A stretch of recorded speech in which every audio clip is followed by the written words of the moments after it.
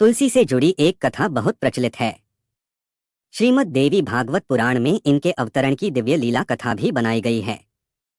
एक बार शिव ने अपने तेज को समुद्र में फेंक दिया था। उससे एक महातेजस्वी बालक ने जन्म लिया। यह बालक आगे चलकर जालंधर के नाम से पराक्रमी दैत्य राजा बना। इसकी राजधानी का नाम जालंधर नगरी था। दैत्यराज कालनेमी की कन्या वृंदा का विवाह जालंधर से हुआ। जालंधर महाराक्षस था। अपनी सत्ता के मद में चूर उसने माता लक्ष्मी को पाने की कामना से युद्ध किया, परंतु समुद्र से ही उत्पन्न होने के कारण माता लक्ष्मी ने उसे अपने भाई के रूप में स्वीकार किया। वहां से पराजित होकर वह देवी पार्वती को पाने की लालसा से कैलाश पर्वत पर गया।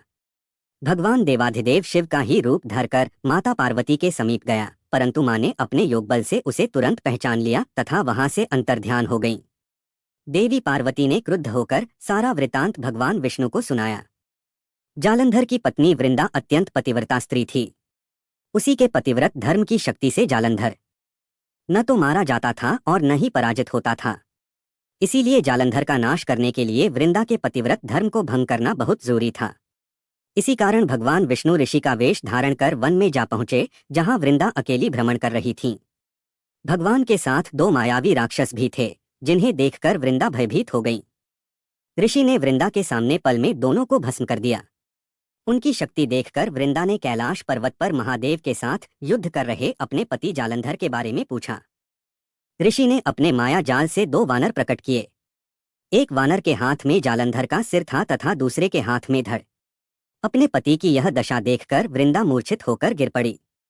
होश में आने पर उन्होंने ऋषि रूपी भगवान से विनती की कि वह उसके पति को जीवित करें। भगवान ने अपनी माया से पुनः जालंधर का सिर धड़ से जोड़ दिया, परंतु स्वयं भी वह उसी शरीर में प्रवेश कर गए। वृंदा को इस छल का जरा आभास न हुआ। जालंधर बने भगवान के साथ वृंदा पतिव्रता का व्यवहार करने लगी, जिससे उसका सतीत्व भंग हो गया। ऐसा होते ही वृंदा का पति जालंधर युद्ध में हार गया। इस सारी लीला का जब वृंदा को पता चला तो उसने क्रुद्ध होकर भगवान विष्णु को शिला होने का श्राप दे दिया तथा स्वयं सती हो गई। जहां वृंदा भस्म हुई वहां तुलसी का पौधा उगा। भगवान विष्णु ने वृंदा से कहा, हे वृंदा, तुम अपने सतीत्व के कारण मुझे लक्ष्मी से भी अधिक प्रिय हो गई हो।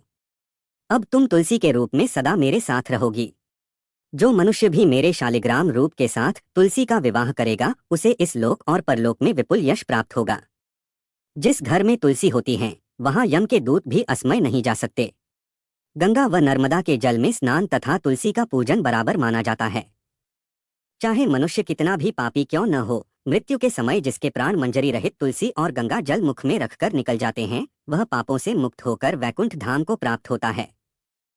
जो मनुष्य तुलसी व आंवलों की छाया में अपने पितरों का श्राद्ध करता है, उसके पितर मोक्ष को प्राप्त हो जाते हैं। उसी दैत्य जालंधर की यह भूमि जलंधर नाम से विख्यात है। सती वृंदा का मंदिर मोहल्ला कोट किशनचंद में स्थित है। कहते हैं इस स्थान पर एक प्राचीन गुफा थी जो सीधी हरिद्वार तक जाती थी।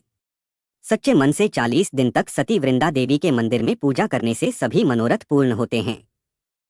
अच्छा लगे तो सपोर्ट करे, सब्सक्राइब करे।